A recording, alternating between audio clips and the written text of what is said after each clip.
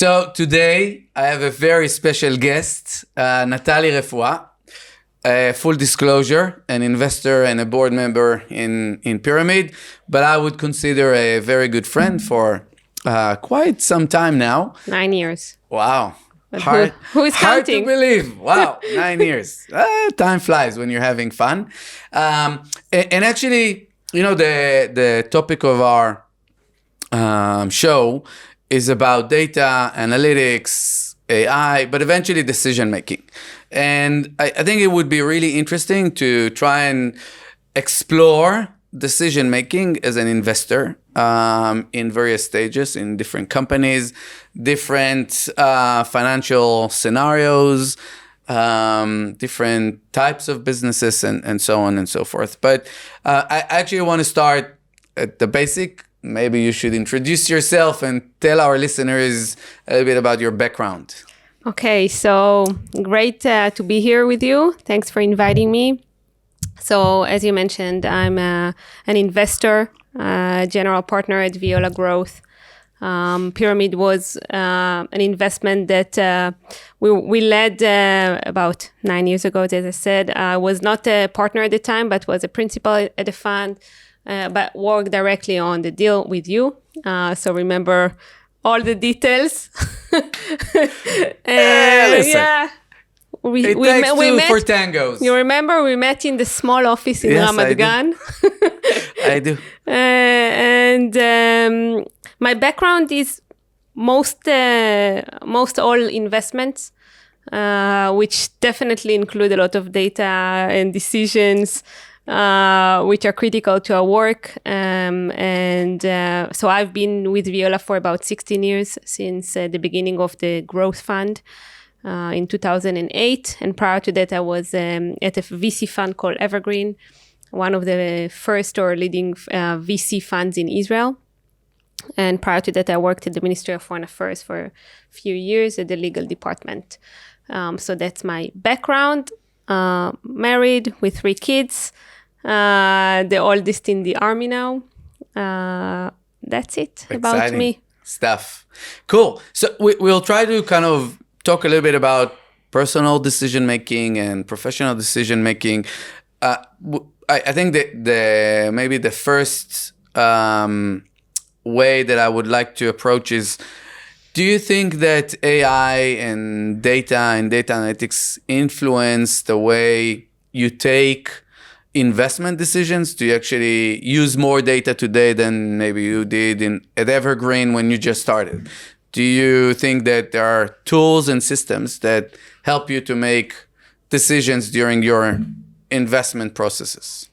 So first of all, I would distinguish between early stage investing, VC fund that makes an early stage investment in maybe 2 people and an idea, versus investments in growth stage companies. So when the company is young, you mostly rely on the founding team and the idea and understanding of trends in the market that the company would like to work in, which is, I would say, more data about the market rather than on the company itself. When you invest in a growth fund, from a growth fund or a private equity fund, your decision is mostly on 2 major things, I would say: the data that you analyze about the performance and the execution of the company, and your belief in the team and where they act. So in those cases, definitely, a lot of the decision making is based on the data. I don't think there is a change over the last decade, probably, in the way that we look at data and the importance of it. I think that today we have more data to compare to and more benchmarks, and there is more visibility of to take the data from the company and to compare it to the market and the benchmarks and the trend. Probably also we have better tools to assess the accuracy of the data of the company. So that would become easier today than it was in the past. So, we look at lots of trends in AI and specifically generative AI and tools that we, Pyramid, introduced to the market. One of the things that we're talking with every guest on this show, is it going to replace us? Is it going to replace investors? Do you think that eventually AI is going to make investment decisions on your behalf? I don't think so, or at least I hope not. So definitely, yeah. Get a universal income, sit on the beach, drink some margaritas, which anyway you do, reach investors, but AI will make the decisions. AI can help to make decisions, but I don't think it's going to replace. Mostly because in investments, major part is assessment of the people based on a lot of experience. So what I know today, I didn't know probably 10 years ago.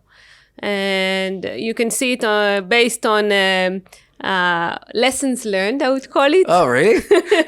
We'll talk about that. Lessons learned, because from every case, and being as an investor for 2 decades now, 20 years, I constantly learn from each and every case. And it's not always the same. It's not repeatable because every case is different than the other.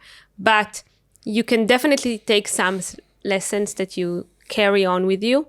And you, every time that you make an investment, you learn more and more and more. And if you're listen to yourself, you take it on to your next decision. So I don't think it's all of it is replaceable by AI. AI will help, okay, to generate more data, to make all the comparisons and the benchmarks, as I said before, but it's not going to replace also the personal impression. I want to try and provoke that statement. So in our business, we always meet people that have the idea of trying to change the culture of their organization to more data-driven culture. Mm-hmm. By nature, we're providing them a tool that can allow them to drive their businesses from the lenses of data and eventually analytics and potentially AI. And we always hear, but I have tremendous experience. I'm an actuary in this insurance company for the last 3 decades. What can you tell me that I haven't seen before? I saw everything. I know everything. I can take care of it. Nobody needs a system. And I think that what we are seeing is that eventually people have much more conviction around using those tools as assistant to supporting their decision process. And I'm thinking, are there things that you as an investor would use AI to drive quicker, faster, maybe smarter decisions? Obviously, you mentioned at the beginning that you have more visibility to data, right? So without data, there's no AI. So fine, you have data. But what are the things that could help you do your job better? And AI is definitely one aspect of it. Yeah. So I think that there are some organizations around us, by the way, in private equity, and mostly probably bigger organizations that manage multi-billion-dollar funds that invest in technology that analyzes data. I don't know if it's through AI, but definitely better tools than what there is today. So they probably have proprietary data that they have built. We also invested in technology in Viola to be able to collect, let's say, more automatically generated information that comes from the companies, and then to compare it and to do some analysis. But I wouldn't say that it's like the regular AI technology that we use. I think that if we, for example, if we could have direct data that arrives about comparables, multiples, maybe some ability to predict the next 2 to 5 or 6 years of what would be the cycle of the multiples and by that to be able to predict in a way based on data what would be a multiple of a company when we enter and go and exit, that could be helpful. Because most of the time today, we enter into a company based on the current comparables in the market, certain multiples, but we actually don't know at the time that we will exit the company what will be the multiples. And you've been in the market long enough to know that sometimes SaaS companies are valued at 10x, 20x, and sometimes at 4x, and it's changing all the time based on the economics in the market. So if we could see, for example, analysis of what, based on the prior performance of the company, what would be the time that it would get to an exit, and what would be the multiples at the market, for example, at that time. Maybe this could help us make a decision, but it's not going to be the decision-making per se, maybe just as a flavor of helping us. So basically what you're saying is that in the financial business, it's a matter of scale. We have customers in financial industries, as you know. One of them is one of the largest PEs in the world, Fortune 100 company. Mm-hmm. They use us for practically everything in their portfolio of decision-making processes. And there are lots of things there that are completely autonomous. Probably not eventually pushing the button saying, okay, invest in Pyramid, but almost to that point. And I think it's where this market is going, but scale is definitely interesting. And I think obviously the more data you have, the larger footprint of decision-making you need to do is going to impact AI as part of that journey. So speaking of AI, it almost feels sarcastic at some point that every company in the world now has AI something. Yeah. How do you see that as an investor? I'm sure you're seeing, many companies on probably daily basis. How do you put where do you draw the line between AI is for real and it's really part of their business, and AI is just, they put a headline because they know that that's the new hype in this market? Yeah, and I would even say Gen AI, because Gen AI is even a more advanced revolution of the AI.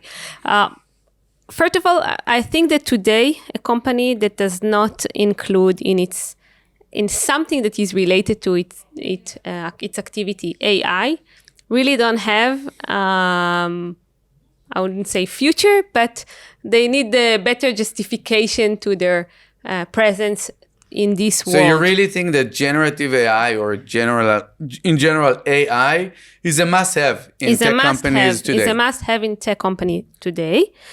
I would. There are different approaches or different use cases where the AI is implemented. So in several cases, it could be implemented in the product itself, right? Part of the product that the company sells. In some of the cases, it can be only used as a part of the processes or part of the tools that the company uses on its own activities, or R&D, or customer success, or sales motion. So it should be implemented at least in this part if the product does not include AI. So I just don't see any other way to compete. The market is very dynamic. There is a lot of competition. If you don't use AI in order to accelerate either your own processes or to compete in the market in a very dynamic and state-of-the-art product, then you're not really able to win the competition. Yeah, that makes total sense. I mean, we see it with Pyramid. We're pitching to the market all the time, and we started to implement AI probably 4 or 5 years ago. It's kind of part of our technology foundation. And historically, nobody really even understood why it matters. Definitely in the last year, maybe 2 years, it kind of picked to a point where it's almost the opposite. Like if you don't talk about it upfront and lead with it, you lose attention quite quickly. but there is a big gap in the market. When we go to customers, they're still doing slicing and dicing of data. They implement AI mostly, or generative AI mostly, as pilots, mostly as kind of introduction of those technologies to certain areas, but it's not yet a foundational part of internal functions in those companies. So you think what? We're just ahead of the curve. We're going to invest in it and it's going to yield in a few years. Where we're headed with that? Yeah, in my opinion, I think that it will arrive. So Gen AI is currently in the process that it's mostly used by individuals, B2C model, I would say, because all of us use it as part of our, day-to-day, or most of us.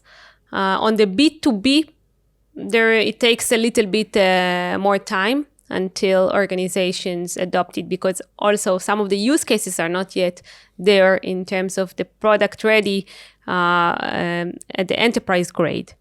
Well, you sell to large enterprises, so your product definitely needs to be accepted on the enterprise level, and I think it will get there.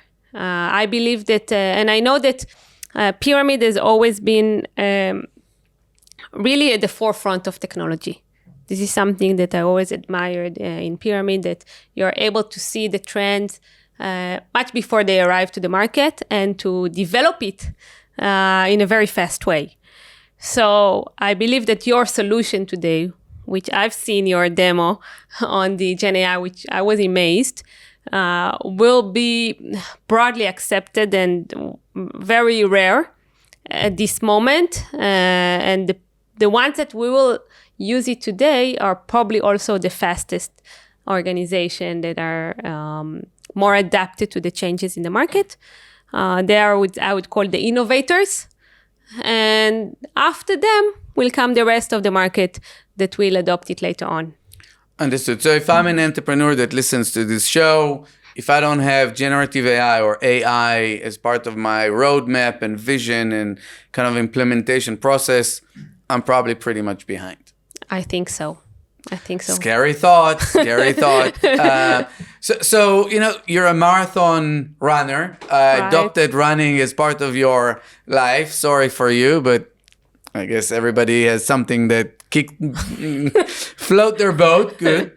But I was thinking about it, kind of leading to this show, that investment is also quite a marathon, right? There are disappointments on the way, struggles. Sometimes you're at the peak, sometimes you're at the low point. You have to keep running. And I'm curious, kind of if that's something that also reflects in your mind, that, it's a marathon experience investing in companies. From my seat, it definitely is a journey. It's not just, maybe there are occasions where there are unique moments, but for the most part, it is a journey. I'm trying to think on the aspect of decision making through a marathon, right?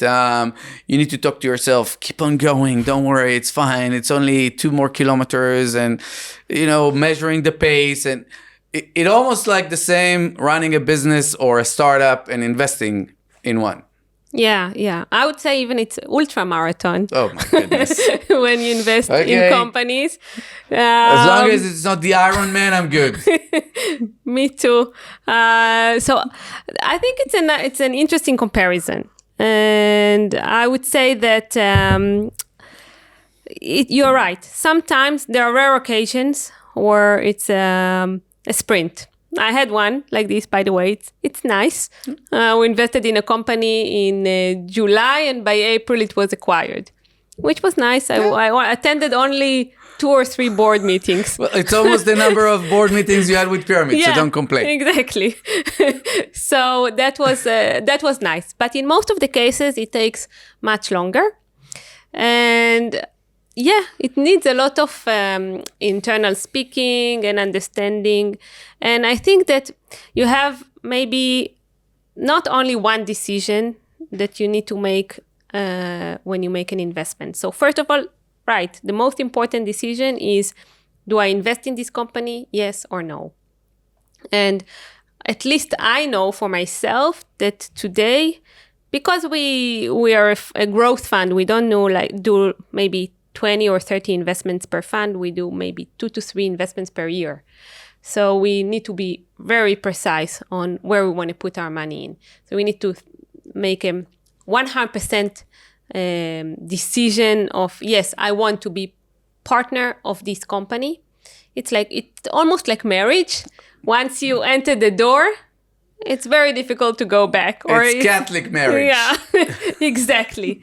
And so in most of the cases, or not most, all of the cases, you live out in a casket. Yeah, we need to be certain. By the way, you know that something about decision making is that by Buddhism, which is something that I found out to myself, that I kind of think a little bit based on their principles, is how do you measure a good or bad decision, you know? No. Okay. So based on Buddhism, you don't measure your decision based on the result. You measure your decision based on what you considered when you made the decision.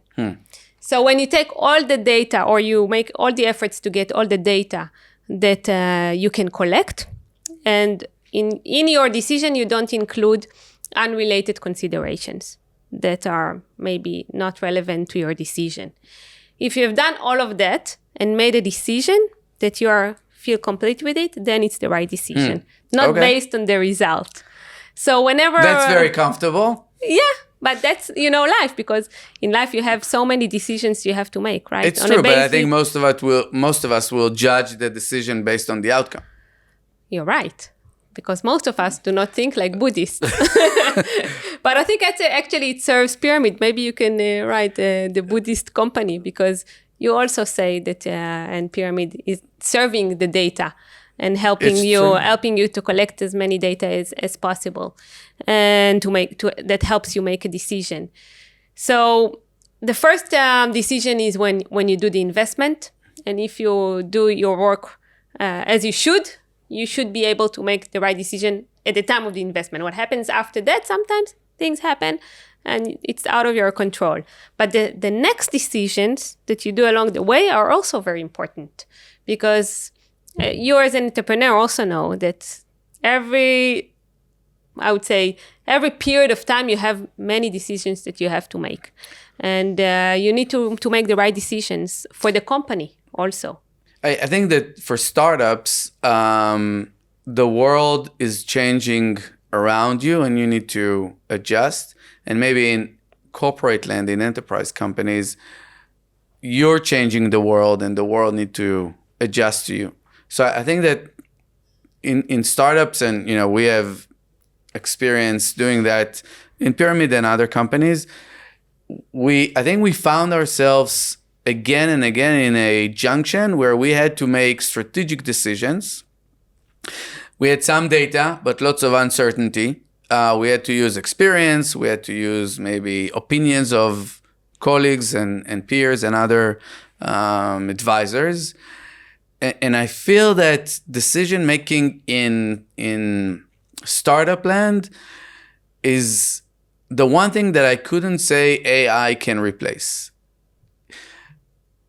And I'm going back intentionally to generative AI and trying to use that as a leading indicator for, is that a business that will go a significant transformation in the next few years, the startup world? And we'll talk to, instead of investors, we'll talk to a chatbot at Viola.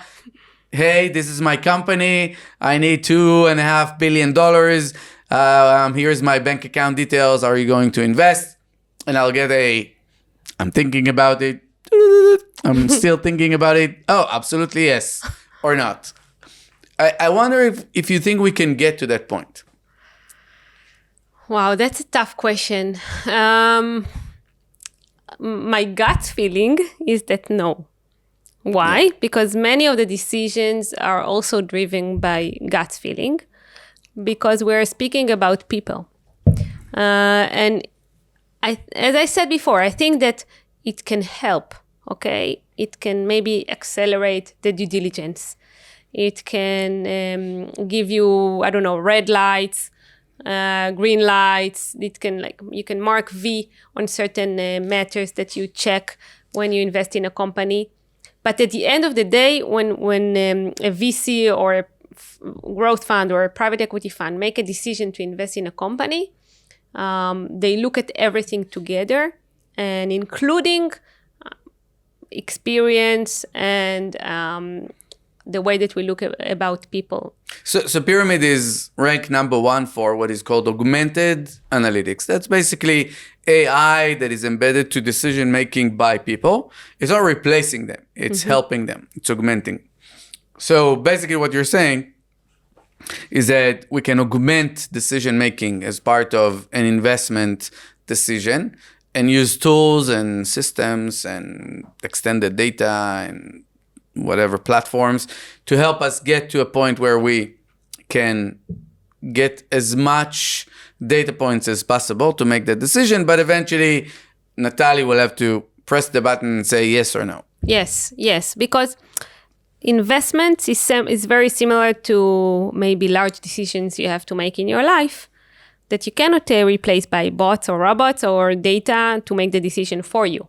You have to bring your own personality and your own beliefs and values to it in order to make the decision. But you want to rely on data. You want to rely on things that will help you make the decision.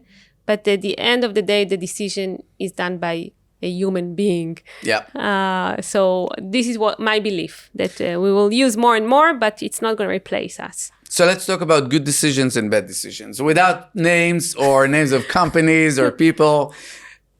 Do you think that there were things that you had to consider that you eventually made a decision that the outcome against Buddha, but the outcome was not optimal? What was the reason for that investment decision? And what was a good a good outcome? Was there a different process that you had to, different decision-making process that led you to a better outcome? Definitely. So we all have mistakes that we carry with us and pride of these other decisions. When I think to myself, what in the decision that I regret, what could I have done better? So I think that I can mark 2 things. One, that I have to check everything before making an investment. You cannot skip any spot. You cannot say, okay, this sounds okay, and maybe these and these people already checked it and make the decision, and it means something. No, it doesn't mean anything. And everything you need to check from A to Z. And you cannot bypass any spot. So you rigor process, deep due diligence, super thorough. Yeah. So that's one. And the second major thing is 100% being confident that this is the company I want to marry to. Okay? If I don't feel it in my bones, if I don't feel it in my stomach and in my head, that I want to be a board member of this company for the next X years, I shouldn't do the investment. That's for me clear understanding today, and I only know to say it today. After, or maybe for the last 3 years, this is something that I learned along the process of making a lot of investments. Which at the end of the day, when I analyze to myself those investments that I wasn't happy with the results, then either one of these 2 things that I mentioned now was not completed.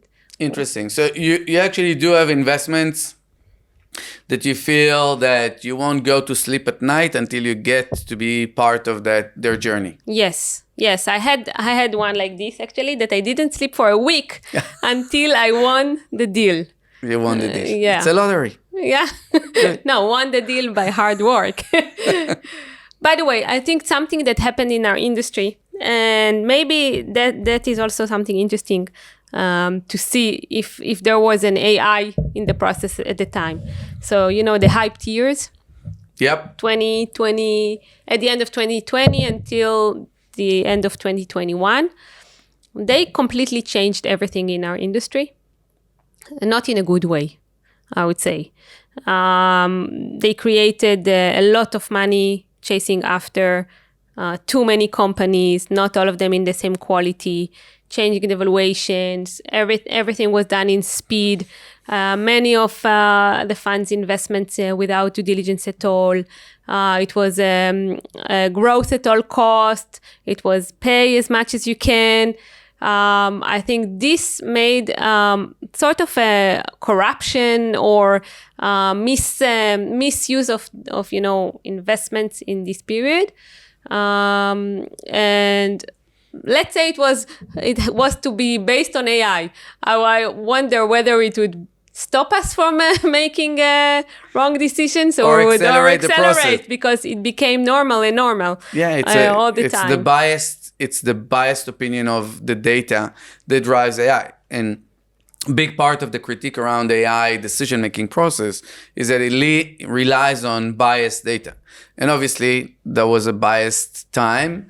It was a buyer's market, so good for us, maybe. Yeah. But yeah, I think AI would accelerate the process. Yeah, you think so? Yeah. Or it would stop us from the very beginning and would say, listen, don't cross this line. I think AI would stand next to the entrepreneurs. We developed the AI products. Yeah. We just push you a little bit harder over the cliff. Yeah. Okay, interesting. Everything.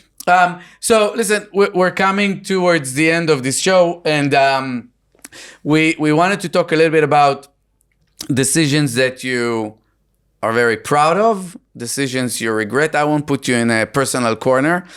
Some questions were around different companies, different personal decisions, life-changing decisions. But I think that eventually what I'm trying to connect is the investment profile and data and AI and analytics, which is my personal interest.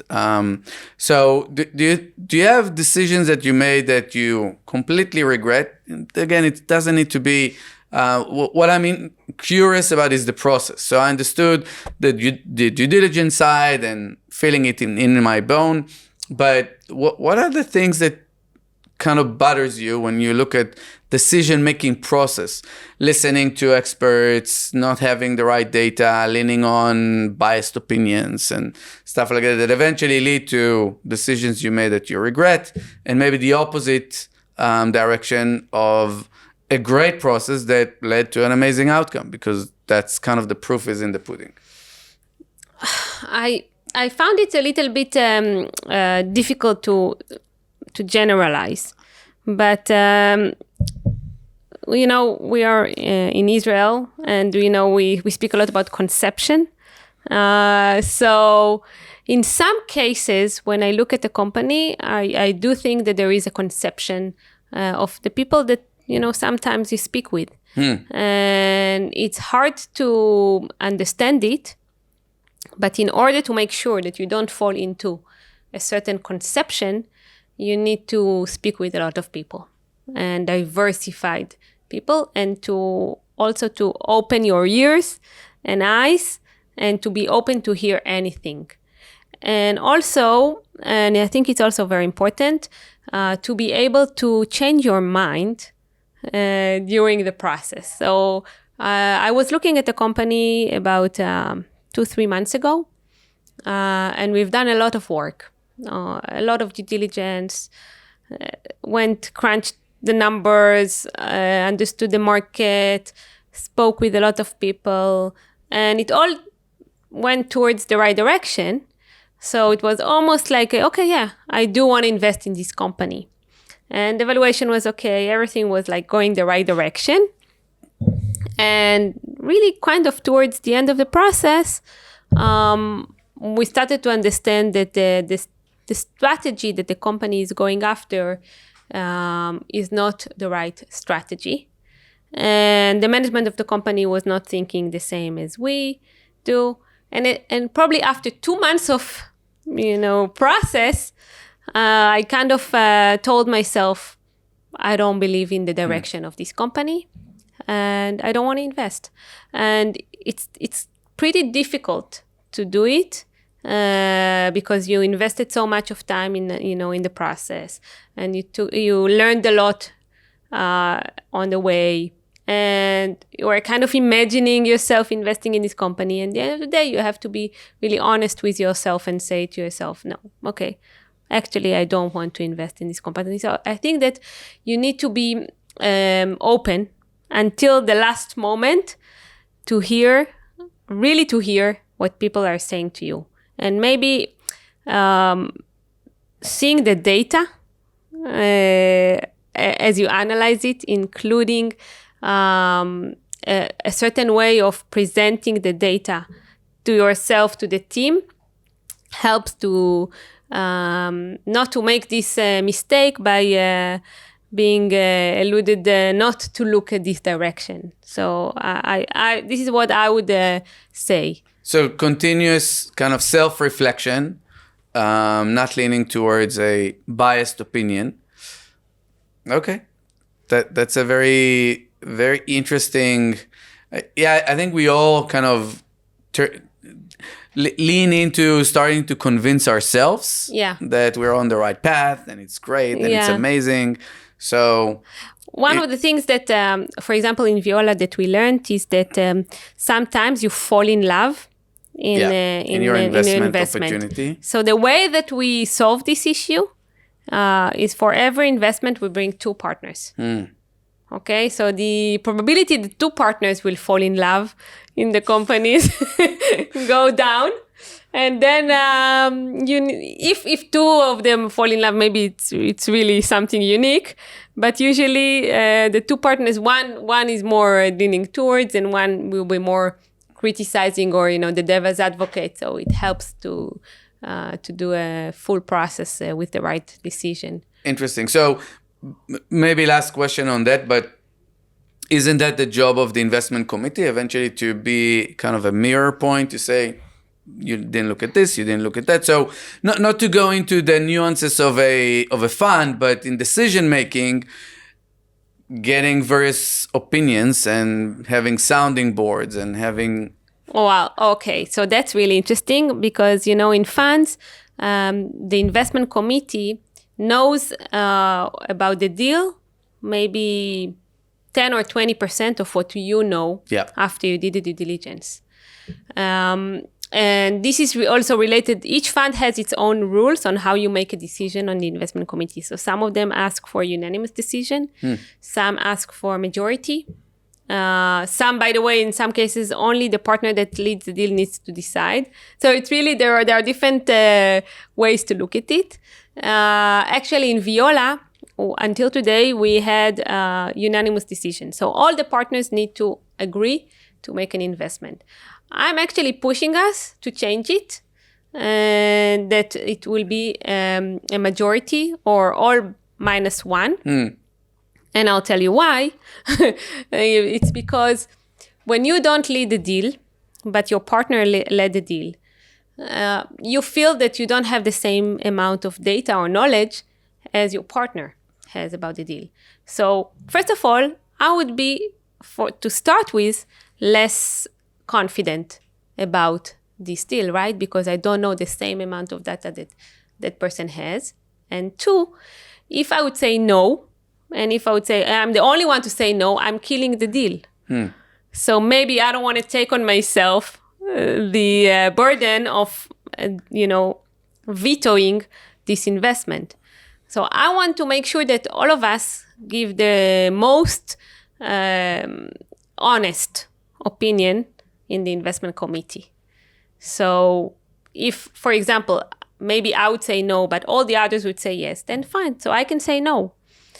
If others will say no as well, then maybe there is something in it. So the problem of unanimous decision is that, in a way, people that don't want to mess around with Natalie and have bad vibes in the office afterwards might say yes just because they're concerned that you'll have long faces in the corridors. Yeah, or they don't feel convenient enough to do that. They don't want to disappoint me, or unrelated considerations, as I said before. So we need to have all the considerations to be in line with the target of the fund. So interesting. So eventually, we'll finish with that. But basically, if I'm taking that idea of investment committee and having a unanimous decision or not, with all the respect to AI, there's still much human perception involved in decision making, and doesn't seem like it's going to take over everything. There are areas that it could improve our decision-making process. There are areas that it's going to be supporting or augmented in our decision process. And there are places where people are so scared about you that they will make the wrong decision just because they're afraid to meet you afterwards at the coffee corner. Exactly. And let's hope that in 10 years from now, this bot will not laugh at us. That will sit here and interview you again, tell you, what were you thinking? Exactly. Amazing. Well, thank you so much for taking the time to sit here and blurb with me about decision making and AI. It's been a pleasure and super interesting. And listen, we'll call you again. Thank you. Thank you very much for inviting me, and good luck. Yeah, we need it. Thank you.